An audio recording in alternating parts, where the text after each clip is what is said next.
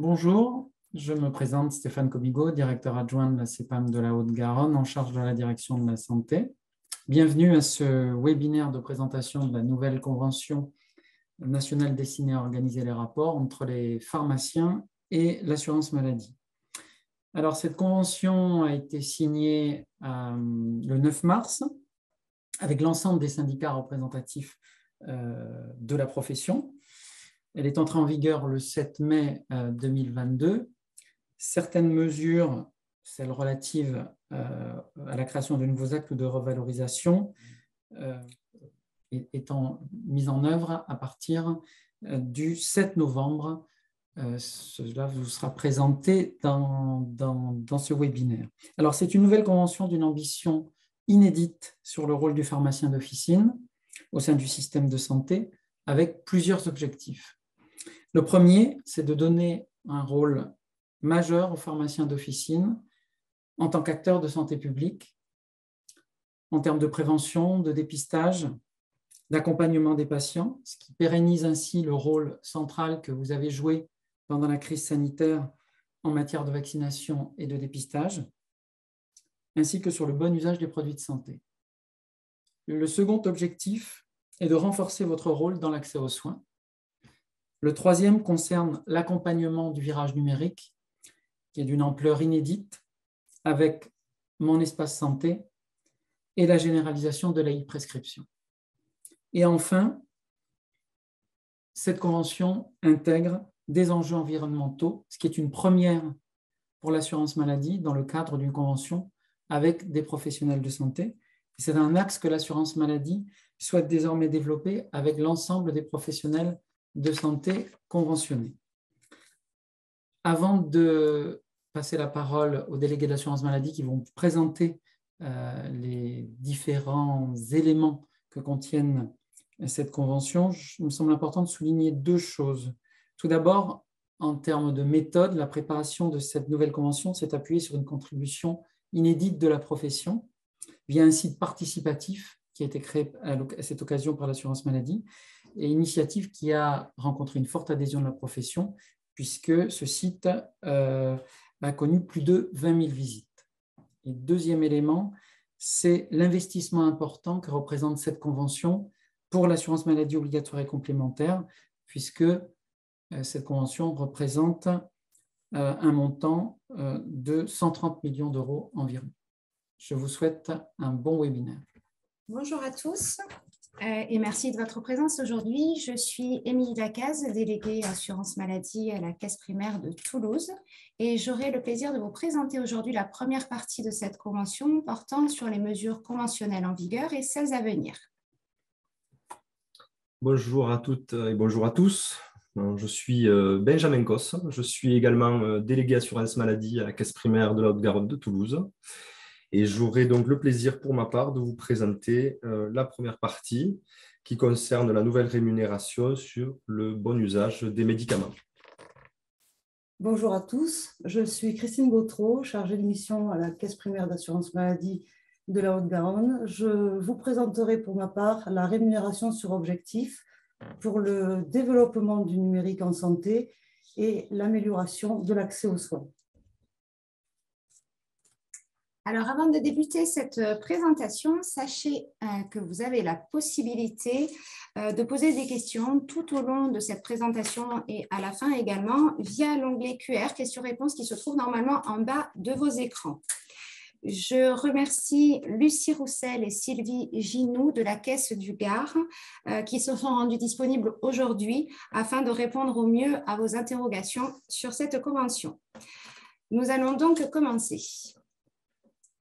Donc, à l'entrée en vigueur de cette convention, deux premières mesures ont été mises en place le 7 mai 2022. Elles concernent la dispensation à l'unité des antibiotiques et la remise du kit du dépistage colorectal. Pour cette première mesure, dispensation à l'unité des antibiotiques et des médicaments classés comme stupéfiants ou soumis à la réglementation des stupéfiants, les objectifs sont d'assurer le bon usage des médicaments, mais aussi lutter contre l'antibiorésistance et également contribuer à réduire le gaspillage. La remise du kit dépistage du cancer colorectal.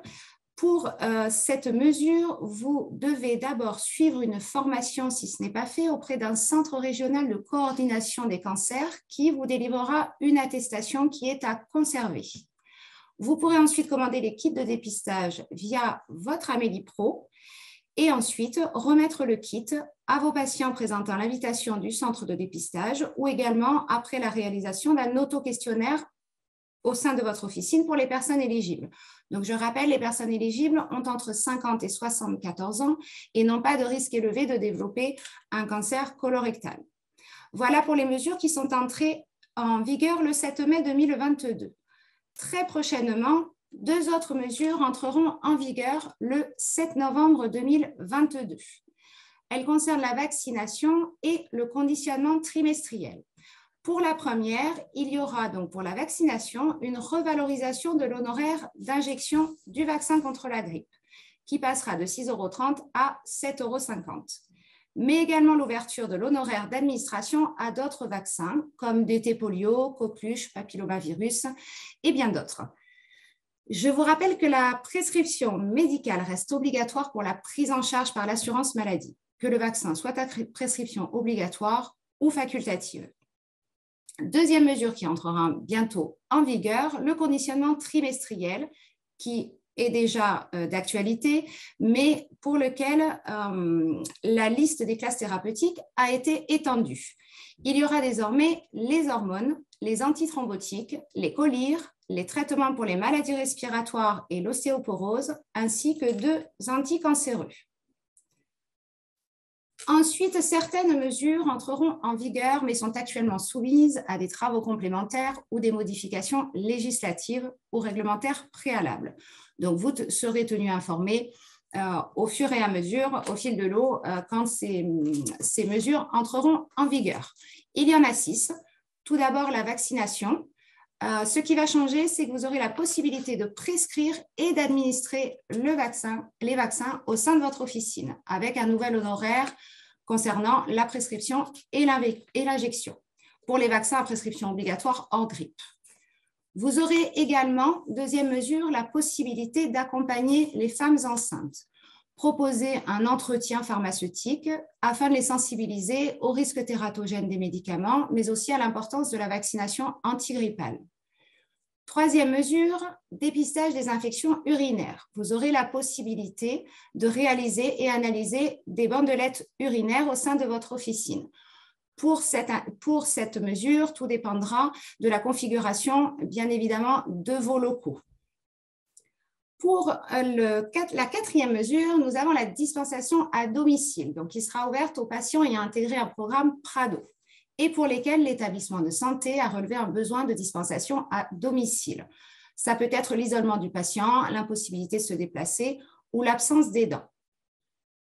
Vous serez contacté par un conseiller assurance maladie qui vous proposera de faire la dispensation à domicile. En fonction de vos possibilités, vous pourrez assurer cette dispensation pour vos patients dans la limite de 5 par jour. Il y aura aussi une mesure qui concernera l'écologie, avec la possibilité de mettre en place un projet au sein de l'officine. Le modèle est actuellement en cours de réalisation. Et dernière mesure, nous mettrons à disposition la liste des pharmacies de garde directement sur le site amélie.fr afin d'améliorer l'information des assurés, donc de vos patients. Voilà pour ces mesures qui sont entrées en vigueur ou vont entrer en vigueur prochainement. Je vais laisser la parole à Benjamin Cos qui va vous présenter la nouvelle rémunération pour le bon usage des produits de santé. Merci. Merci beaucoup, Émilie. Alors, effectivement, je vais poursuivre donc la présentation de cette première partie de cette convention avec la nouvelle rémunération pour le bon usage donc, des produits de santé. Donc, l'objectif de cette nouvelle rémunération, donc 3 objectifs, bien évidemment, garantir le bon usage des produits de santé, toujours dans cette perspective, promouvoir le rôle moteur du pharmacien dans le développement de certaines spécialités pharmaceutiques et aussi surtout permettre une observance importante des traitements. Donc, pour commencer, 2 rappels importants. La rémunération associée à ce dispositif au titre d'une année N sera versée en N+1, donc l'année d'après, en fonction, bien évidemment, de l'atteinte des objectifs fixés sur 5 indicateurs en tout. Et dans ces 5 indicateurs, vous en aurez 2 qui seront dits donc des indicateurs socles. Alors, j'en profite de faire un rapide rappel de ce qu'est un indicateur socle. C'est que si vous n'atteignez pas l'objectif lié à cet indicateur, la rémunération dans sa globalité ne sera pas versée. Voilà. J'insiste sur ces notions qui sont très importantes. Je vais vous présenter d'emblée l'indicateur numéro 1, qui est un indicateur socle qui concerne l'adhésion à la démarche qualité mise en place par le Haut Comité de qualité officine. Vous aurez 3 actions à réaliser finalement pour ce premier indicateur socle. Donc, de se rendre sur le site www.démarchequalitéofficine.fr afin d'y réaliser donc, une auto-évaluation qui est proposée par ce Haut Comité qualité officine. Une fois l'auto-évaluation réalisée, il vous faudra éditer l'attestation qui justifiera du coup de sa réalisation et de nous la joindre, de la transmettre en fait sur le portail Amélie Pro, le portail classique destiné aux professionnels, à l'ensemble des professionnels de santé. Sur ce même site, il vous faudra vous inscrire à la newsletter afin de garantir une information continue à l'officine et le déclarer également donc, sur le site de l'assurance maladie Amélie Pro. Et troisième et dernier point de ce premier indicateur sera de réaliser un programme d'amélioration de la qualité de la pratique grâce à la mise en place de procédures en lien direct avec les résultats qui vous auront été donnés de cette auto-évaluation. La réalisation de ces 3 actions sera rémunérée 100 € par an. Donc voilà pour le premier indicateur, socle. Le deuxième, qui vous est extrêmement familier, concerne la pénétration des médicaments génériques dans l'ensemble du répertoire des groupes génériques. Donc, l'objectif de l'indicateur sera d'atteindre un taux moyen d'au moins 85% sur l'ensemble des molécules appartenant au répertoire des génériques arrêtés au 30 juin de l'année N-1. Et non atteintes de l'objectif seront concernées donc les officines dont le taux moyen de substitution n'aura pas atteint ces 85% et du coup ne pourront pas bénéficier de la rémunération d'objectifs de santé publique, du bon usage des produits de santé. Vous le voyez, il y a des précisions qui sont apportées sur le périmètre de calcul de cet indicateur. Autrement dit, ne seront pas pris en compte dans le calcul de cet indicateur les groupes génériques concernés par l'arrêté du Code santé publique, où justement il est précisé les situations médicales d'exclusion. Donc, on fait référence aux groupes génériques ATFR, soumis à TFR, donc tarif forfaitaire de responsabilité, et ceux des molécules à marge thérapeutique étroite, notamment, qui seront exclus donc, du calcul de cet indicateur. Donc, voilà pour les 2 indicateurs socles. L'indicateur 3, qui est un indicateur sur objectif, concerne... Donc, c'est un nouvel indicateur, il concerne la pénétration des médicaments génériques pour les molécules n'étant pas concernées par le tarif unifié. Donc, concernant cet indicateur, les différents partenaires conventionnels s'accorderont et décideront de fixer finalement les différents objectifs de pénétration de ces futures molécules. Je vais passer assez rapidement sur ce slide, étant donné que ces mesures font encore l'objet de différentes négociations. Et étant une mesure applicable en 2023, nous reviendrons, donc nous ne manquerons pas de revenir vers vous dès que possible à ce sujet. L'indicateur 4, l'avant-dernier indicateur, qui vous est également familier, qui concerne le taux de stabilité de délivrance, donc pour les patients de 75 ans ou plus, lors de la délivrance de médicaments génériques. Vous avez sur votre droite la liste des 12 molécules retenues et ciblées par cet indicateur. Donc, vous le savez, garantir donc, aux patients de 75 ans et plus le même médicament la même forme galénique afin d'éviter toute forme d'erreur. Donc, un barème de points, 5 points par molécule si 90% des patients visés se voient délivrer la même marque, le même médicament générique au cours de la période de référence, et 10 points par molécule lorsque le taux sera supérieur à 95%. Voilà, sachant que cette rémunération concernant cet indicateur numéro 4 ne pourra pas excéder 400 € annuels. Et il est important aussi de vous préciser, afin de ne pas pénaliser donc, les pharmaciens concernant les événements qui sont totalement indépendants de votre volonté, seront exclus bien évidemment de ce calcul de l'indicateur numéro 4 les différents changements de nom de marque, les rachats, les fusions, les éventuelles ruptures, voilà, rupture d'approvisionnement, voilà. Tout ceci sera bien évidemment neutralisé. Voilà pour l'indicateur numéro 4. L'indicateur numéro 5, qui concerne le taux de recours au motif urgence de substitution. Donc, clairement, l'objectif sera d'avoir une utilisation beaucoup plus pertinente de ce motif. Et comme cela vous l'est expliqué, donc une minoration de 20% sera appliquée si, sur l'ensemble de la rémunération, oui, des indicateurs de la ROSP, si en fait votre taux de recours au motif urgence est supérieur au taux qu'on aura constaté de votre officine pour l'année de 2019. Voilà.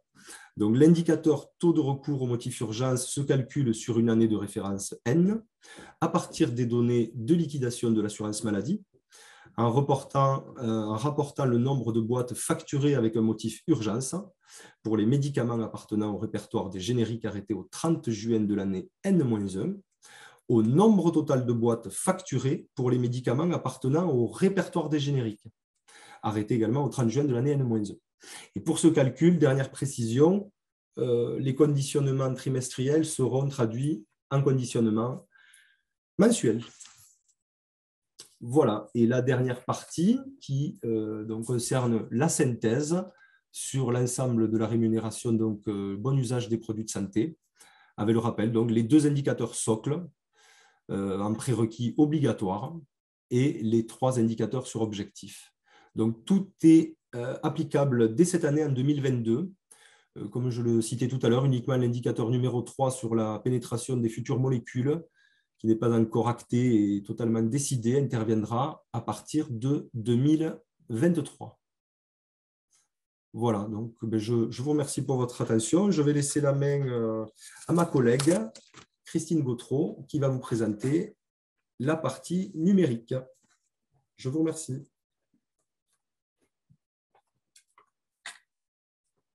Merci Benjamin.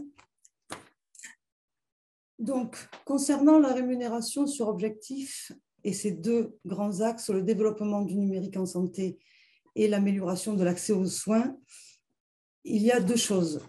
Donc, développer la modernisation et la sécurisation des échanges.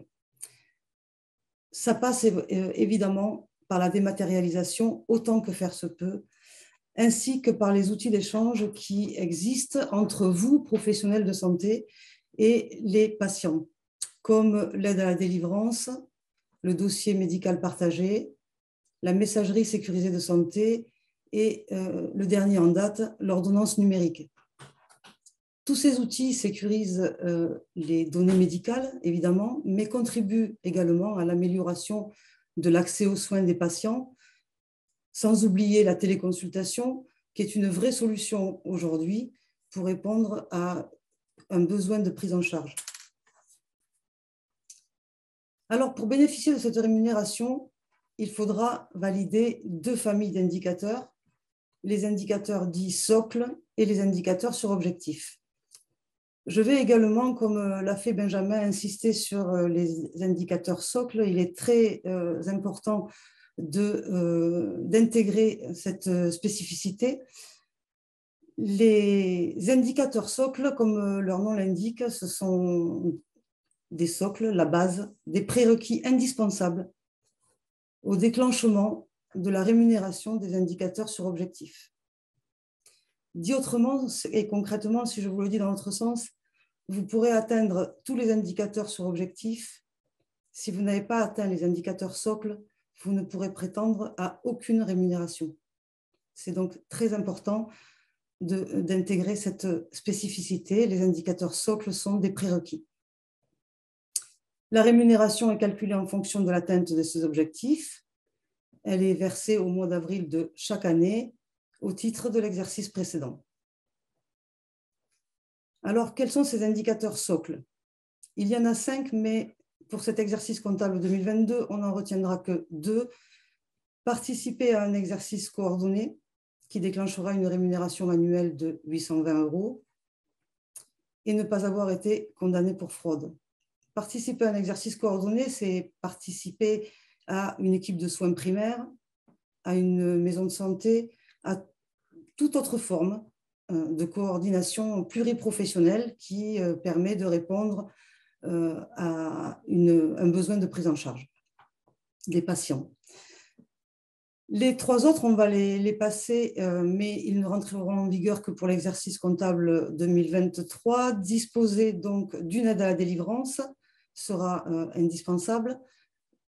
Cet indicateur aujourd'hui est neutralisé jusqu'à ce que la Haute Autorité de Santé puisse certifier ces produits. Il faudra, à compter de 2023, disposer d'un logiciel référencé Ségur et il faudra, à compter de 2024, atteindre un taux de 70% d'utilisation de l'ordonnance numérique. J'attire votre attention sur cet indicateur socle. Vous allez voir pourquoi dans la diapositive suivante. Donc, c'est à compter de 2024. Alors, quand on aura validé tous ces indicateurs socles, on pourra prétendre à la rémunération de ces indicateurs sur objectif, applicables dès 2022 pour ces 6 que vous voyez sur ce slide. Certains, vous les reconnaîtrez, le taux de télétransmission des feuilles de soins, même indicateur que l'an passé, avec un taux retenu de 95% cette année contre 90% l'an passé. Score, même indicateur que l'an passé. Il est maintenu une rémunération jusqu'en 2024 de cet indicateur, mais d'une manière dégressive, comme vous pouvez le voir, pour permettre la montée en charge, justement, de l'ordonnance numérique, qui deviendra un indicateur socle avec un taux requis de 70% dès 2024. C'est la raison pour laquelle j'attirais votre attention sur cet indicateur qui va devenir un indicateur socle. L'indicateur de mise à jour des cartes vitales, votre équipement de lecteur de carte déclenchera une rémunération de 250 € par lecteur de carte avec un maximum de 4 et 689 € pour une borne de télémise à jour. L'indicateur de la téléconsultation. Pour ce faire, il faut des équipements connectés, comme le tensiomètre, etc. Vous aurez donc pour cet équipement un forfait de 1 225 € la première année. Quant aux téléconsultations, elles seront rémunérées 25 € par tranche de 5 téléconsultations, plafonnées à 750 € par an. Concernant les zones sous-dotées, les zones d'action complémentaire ou zones d'intervention prioritaire, les pharmaciens correspondants seront rémunérés de 2 € pour les 100 premiers patients et 1 € au-delà, avec un plafond de 500 € par an. Ce n'est pas marqué sur le slide, mais je le rajoute avec un plafond de 500 € par an. Et enfin, la qualité de la facturation. Cet indicateur est composé de 3 sous-indicateurs, le taux de FSE sécurisé, le taux de rejet IRIS, le taux de double paiement. Attention, il y aura des pénalités en fonction de l'écart qu'il y aura entre le taux que vous aurez atteint et le taux requis. Je vais m'expliquer sur cette façon de calculer cette minoration sur le slide suivant. Il s'agit d'un indicateur de minoration en fonction de la qualité de la facturation. Prenons par exemple le taux de FSE sécurisé, pour lequel un taux est requis de 65%. Si votre taux est inférieur de 0 à 5 points du taux requis, autrement dit, si votre taux de FSE est compris entre 60 et 65 %, une pénalité de 4 points vous sera appliquée. Si votre taux est inférieur de plus de 6 points, autrement dit, si votre taux est inférieur à 60 %, une pénalité de 12 points sera appliquée. À partir de là, on fait le total des points de pénalité et on applique le malus correspondant. Si le total des pénalités est compris entre 3 et 9 points, un malus de 10 % sera appliqué sur la rémunération. Si le total des pénalités est compris entre 10 et 18 points, un malus de 20 % sera appliqué. Et enfin, si le total est supérieur à 18 points, un malus de 30 % sera appliqué sur la rémunération. Voilà comment il va être calculé cet indicateur de minoration. Ce sera le même calcul pour le taux de rejet iris et le taux de double paiement. Les indicateurs sur objectifs à venir. On va en parler quand même parce qu'il faudra se préparer dès 2023. Ce sera l'utilisation du DMP avec un taux requis de 90 % de bilan donnant lieu à une alimentation du dossier médical. L'utilisation de la messagerie sécurisée avec un taux requis de 5 % de délivrance via cette messagerie de santé. L'utilisation de l'ordonnance numérique avec un taux requis de 35 % à compter de 2023. Et l'application de la carte vitale sur les smartphones en cours de déploiement aujourd'hui sur 8 caisses. La région Occitanie n'est pas concernée pour l'exercice comptable 2022. Voilà, la présentation est maintenant terminée. Je vais pouvoir laisser la parole à Sylvie et Lucie de la CPAM du Gard qui vont répondre à vos questions. Je vous remercie de votre attention. Bonjour à tous. Alors, on a essayé de répondre au fil de l'eau aux questions qui sont apparues. Alors, on va essayer d'en reprendre une principalement qui est revenue régulièrement, qui est une question qui concerne les ruptures pour la marge de manœuvre comme indicateur 4. Sylvie, je ne sais pas si tu oui, réponds. Alors en fait, cet indicateur est assez restreint, c'est-à-dire que ça concerne quand même les patients de plus de 75 ans pour lesquels il faut être constant dans le renouvellement. Ce qui est attendu, c'est de délivrer toujours la même molécule. Alors, on connaît toutes ces difficultés, sachant quand même que cet indicateur sera calculé sur du 1er mai. La période de calcul va s'effectuer du 1er mai au 31 décembre, ce qui vous laisse quand même une marge de manœuvre pour pallier aux événements indépendants, c'est-à-dire changement de labo, renégociation, les ruptures de stock. Ça concerne quand même effectivement 12 molécules et donc 4 classes. Effectivement, ça peut vous laisser quand même ce délai, puisque ça sera calculé du 1er mai au 31 décembre. En sachant que la Caisse nationale prévoit quand même de ne pas pénaliser les pharmaciens en fonction du taux d'astreinte et de la stabilité, et il va tenir compte effectivement des ruptures dans la mesure où il y a une rupture en 2 mois consécutifs auprès de 2 laboratoires. Ensuite, on avait une question qui concernait, alors on a essayé d'y répondre, on va essayer de les lire comme ça, de les retrouver. Une question sur le tarif unifié pour le générique. Donc, tout simplement, le tarif unifié, c'est lorsqu'on va créer un tarif unique entre le générique et un princeps pour suivre avant la mise sur le marché. Je vais peut-être revenir à une précision sur la facturation des kits de dépistage du cancer colorectal. Parce que visiblement, il y a déjà eu des petits soucis de facturation. Donc, il y aura un code traceur, le RKD, qui aura une valeur de 0,01 centime, enfin 0,1 euro. Il sera assorti d'une rémunération de 5 euros, mais qui sera payé de façon annuelle et au cours du 1er trimestre de l'année suivante. Mais vous, à chaque délivrance, vous aurez un code traceur qui sera de 0,01 centime, 1 euro.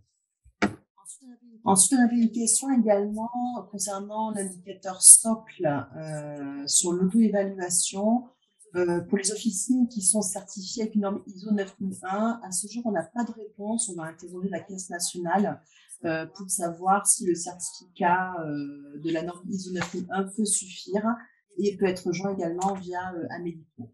Donc, ça sera une question qu'il faudra reprendre un petit peu plus tard et éventuellement interroger vos délégués lorsqu'ils se rendront à les officines pour vous présenter cet avenant un petit peu plus en avant, tout simplement. Ensuite, on avait également une question concernant l'exercice coordonné en l'absence de médecin sur la zone. Alors, il faut voir tout d'abord quelle est la zone, hein, sur une commune dite.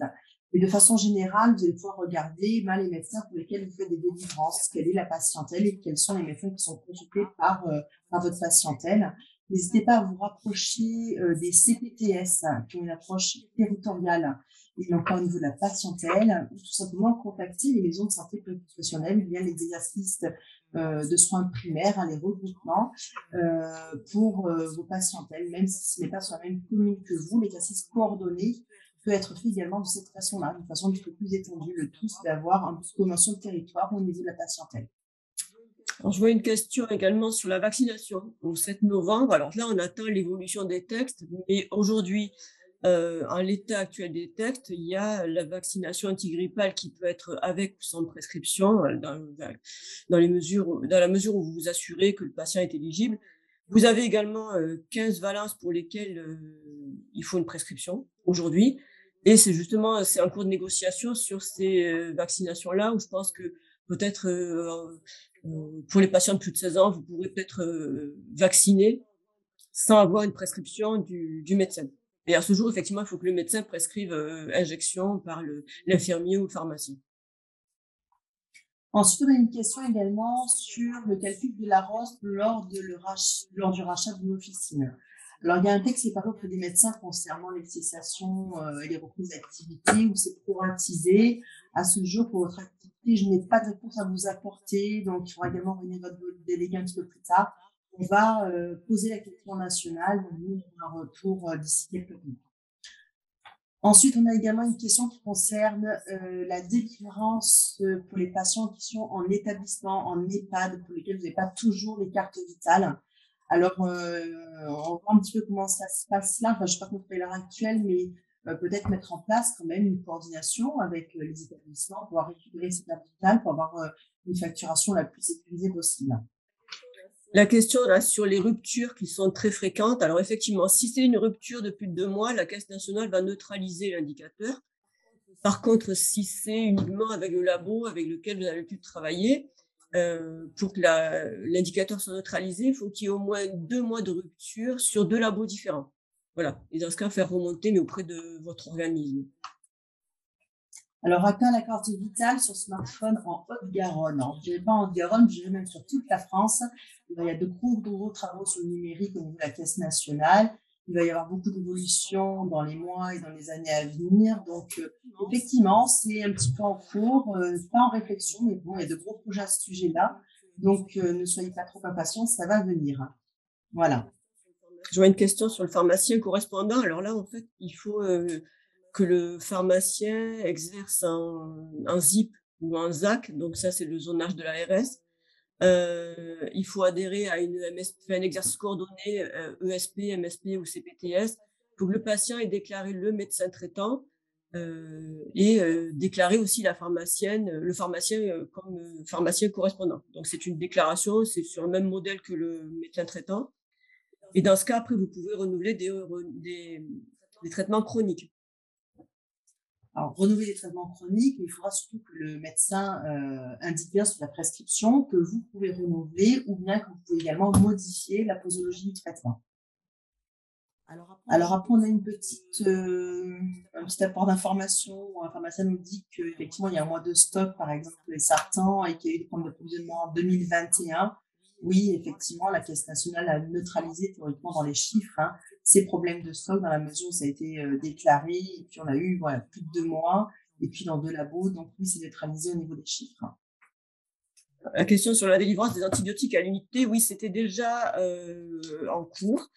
Il y avait des caisses pilotes là qu'il avait mis en place. Là, ils l'ont étendu aux stupéfiants.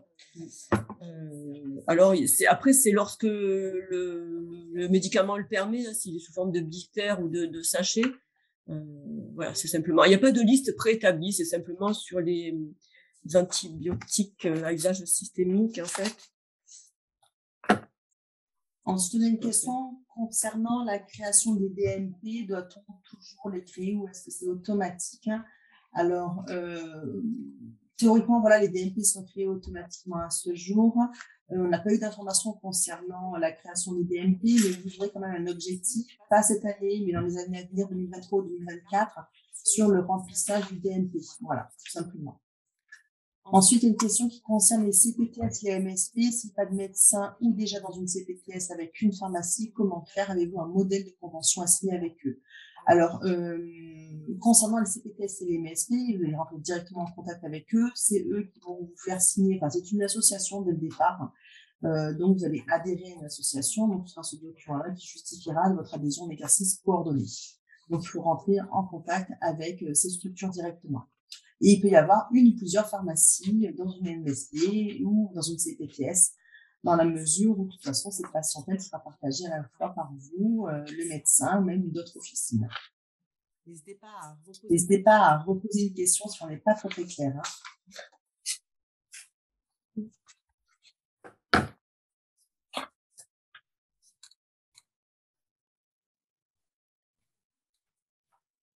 Je ne vois pas concernant la délivrance antibiotique inactive.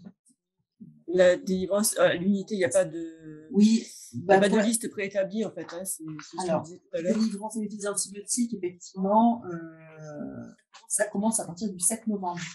Donc, c'est pas encore en place, donc ça sera dans quelques jours. On va répondre à cette question sur la délivrance des antibiotiques. Alors, comment fait-on remonter les informations de rupture labo-générique? Les laboratoires, de toute façon, vont déclarer auprès de la Caisse nationale leur rupture de stock, tout simplement. Donc, ce sera automatique. Où trouve-t-on le détail de la délivrance à l'unité pour les antibiotiques? Alors, concernant quoi le détail? Alors, concernant les questions sur le détail de la délivrance à l'unité pour les antibiotiques, à ce jour, on n'a pas de liste particulière. Je pense que c'est pour tout antibiotique. L'objectif étant de délivrer le nombre d'antibiotiques défini pour la période. Alors, si la boîte correspond, le volume à la boîte correspond, vous allez délivrer la boîte, sinon ce sera à l'unité. Il n'y a pas de liste établie.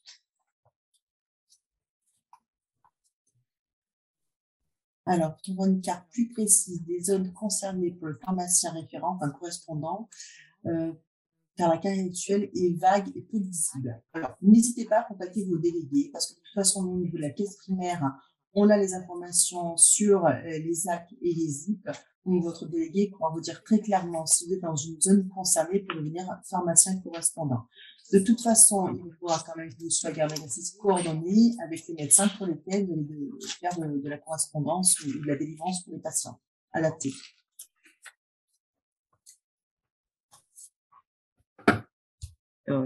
Alors, pour l'indicateur 1, y a-t-il une date pour réaliser l'auto-évaluation et l'inscription à la newsletter? J'ai pas vu de date spécifique, en sachant que je pense qu'il faudra le faire réaliser avant la fin de l'année en vigueur, pour pouvoir le déclarer sur le trimestre de l'année suivante. Donc, je pense que vous avez jusqu'au 31 décembre pour faire l'évaluation et avoir l'attestation. Donc, laissez-vous quand même un petit peu de marge, commencez dès maintenant pour être sûr d'avoir le document dans les temps voulus et pouvoir faire la déclaration tranquillement au cours du trimestre 2024.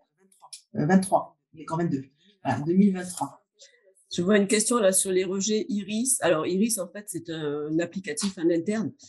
Iris, c'est un rejet de télétransmission.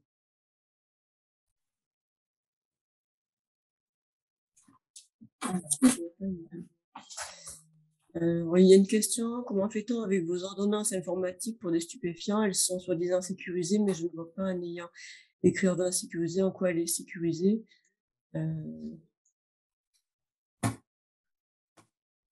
L'ordonnance sécurisée, en fait, c'est simplement parce que vous avez indiqué le nombre de médicaments à délivrer. C'est ça, non, Lucie, rappelle-moi, en fait, et il faut aller dans la même pharmacie. Je lisais une question, dis-moi. La question qui concerne les ordonnances sécurisées sur les stupéfiants. Quelle est la question? Donc, il y a des prescriptions sécurisées, effectivement. Comment fait-on avec vos ordonnances informatiques pour des stupéfiants, en fait? Donc, je pense qu'on... Alors, aujourd'hui, il n'y a pas de définition sur... Alors, c'est un projet pour 2024, hein, donc je pense qu'il y aura une norme spécifique pour tout ce qui est ordonnance sécurisée. On pourra y répondre peut-être un petit peu plus tard, mais à ce jour, on n'a pas les modèles, on n'a pas le mode de fonctionnement de ces prescriptions numériques. La facturation des antibiotiques à l'unité, alors il y aura une rémunération de 1 € dans la limite d'un plafond annuel de 500 €. Et cette rémunération s'ajoute aux honoraires de dispensation. Donc, il y aura des modalités d'application qui vous seront envoyées certainement par vos éditeurs ou bien par vos délégués d'assurance maladie. À ce jour, voilà, j'ai pas plus de précision, mais simplement la rémunération, c'est un montant de 1 €, voilà, limité sur 500 €.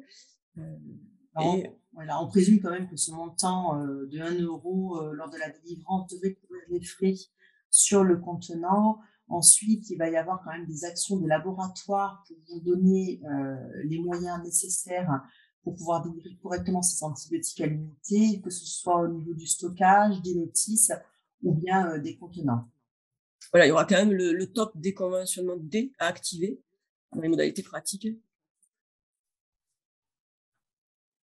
Mais des fiches techniques sont à disposition de toute façon pour pouvoir retrouver les différents éléments de facturation pour ces antibiotiques. Alors Amélie, regardez bien en tête que quand vous avez une question très technique, le site Amélie est mis à jour très très régulièrement. C'est une vraie source, une vraie bible, donc n'hésitez pas à aller dans la revue des pharmaciens sur le site Amélie. Oui, alors pour la délivrance à l'unité, je vois une autre question. En fait, il y a pas mal de questions là-dessus. Sur le stockage, les notices, doit-on fournir un offret des contenants pour ces médicaments? Oui, et aussi fournir une étiquette qui va reprendre. Il y a des modalités en fait pour ça. C'est-à-dire que vous devrez indiquer le nom, la spécialité pharmaceutique, le dosage, la forme, la date de péremption, faire reprendre toutes les informations qui seront sur la boîte. La posologie, la durée du traitement, le numéro d'enregistrement qui sera indiqué sur le contenant que vous allez délivrer. Alors, un petit message concernant un justificatif, comme quoi on est bien inscrit à la newsletter pour l'indicateur socle. Alors, vous allez vous inscrire directement, vous aurez l'attestation et le site vous enverra également un document pour justifier que vous êtes bien inscrit à la newsletter. Et après, il y aura également une déclaration sur l'heure que vous allez faire au cours du remplissage des éléments des rémunérations.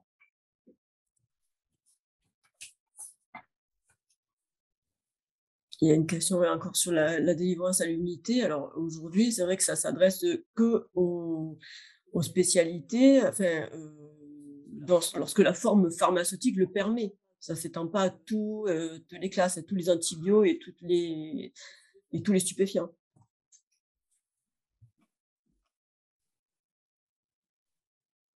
Alors, je ne sais pas si on a répondu à toutes les questions. Si la rupture concerne un générique habituel pour une personne de plus de 75 ans, est-ce que cela neutralise l'indicateur 4 si on doit passer par un autre générique? Non, en fait, c'est la question à laquelle j'ai répondu qui, en fait, si c'est une rupture au niveau national, elle sera neutralisée. Par contre, si c'est une rupture en interne, on vous demande de basculer. Il faut qu'il y ait au moins 2 mois de rupture sur 2 labos différents. Et ça, c'est à faire remonter auprès de vos organismes. Pour le 1 €, le conditionnement concerne-t-il aussi le temps passé à déconditionner et l'espace pour le stockage du matériel? Alors, à ce jour, on est sur 1 € effectivement pour le conditionnement de ces traitements-là. C'est quand même cumulable avec le nombre de dispensations.